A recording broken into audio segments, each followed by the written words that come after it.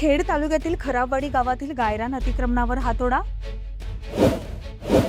खेड तालुक्यातील खराबवाडी गावातील गायरान अतिक्रमणावर उच्च न्यायालयाच्या आदेशाने धडक कारवाई करण्यात आली आहे। यावेळी गावातील एकूण 86 व्यावसायिक मिळकती जमीनदोस्त करण्यात आल्या। यावेळी सर्व कारवाई शांततेत पार पडली। यात महसूलचे तहसीलदार, पंचायत समितीचे गटविकास अधिकारी तसेच सर्व संबंधित विभागाचे अधिकारी, कर्मचारी आणि पोलीस प्रशासनाचे चोख बंदोबस्त ठेवण्यात आला होता। पोलीस प्रशासनाने कोणतीही कसर न सोडता अतिशय कडक पद्धतीने कारवाई सहकार्य केलं।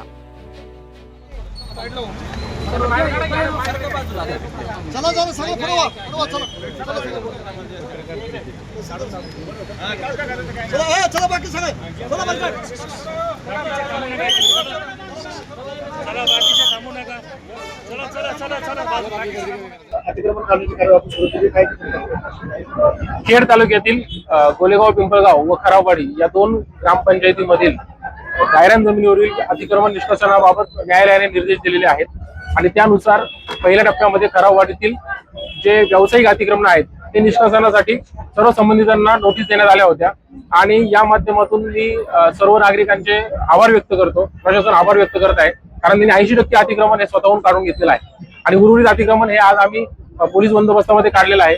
या ठिकाणी डीसीपी खेडकर मॅडम स्वतः उपस्थित होत्या। पोलिसांकडून मोठ्या प्रमाणात सहकार्य या ठिकाणी झालेलं आहे आणि आता जे सर्व अतिक्रमण आहेत हे सर्व आम्ही इथे निष्कासित करत आहोत। एकूण 2 एकर जमिनीवर अतिक्रमण होतं आणि 2 एकर जमिनीवरील अतिक्रमण आज अजून अर्ध्या 1 तासामध्ये सर्व अतिक्रमण हे निष्कासनाची कार्यवाही पूर्ण होईल। त्याचबरोबर उद्या गोलेगाव, पिंपळगाव या ठिकाणी आम्ही कार्यवाही करणार आहोत। तर त्या ठिकाणी देखील या माध्यमातून मी सर्व नागरिकांना विनंती करतो की त्यांनी जे अतिक्रमण आहे आपलं व्यावसायिक अतिक्रमण जर असेल तर ते स्वतःहून निष्कासित करून घ्यावं, जेणेकरून निष्कासनाचं मूल्य त्यांच्याकडून आकारले जाणार नाही। आज व्यवसाय अतिक्रमण तुम्ही कारवाई केली, कारण या कार्यामध्ये घरं सुद्धा आहेत, त्याच्यावर तुम्ही कारवाई करणार। व्यावसायिक अतिक्रमणानंतर आता पावसाळा सुरू असल्यामुळे आपल्याला निवासी अतिक्रमणांवर कार्यवाही करता येणार नाही। त्यांचे सर्वेक्षण आम्ही पूर्ण केलेलं आहे आणि या जमिनींवरील जे निवासी अतिक्रमण आहे त्यांना आम्ही नोटिसेस देणार आहोत। पुढील 8 दिवसामध्ये सर्वांना नोटिसेस जातील आणि 30 सप्टेंबर नंतर सदर अतिक्रमण निष्कासनाची कार्यवाही पूर्ण होणार आहे।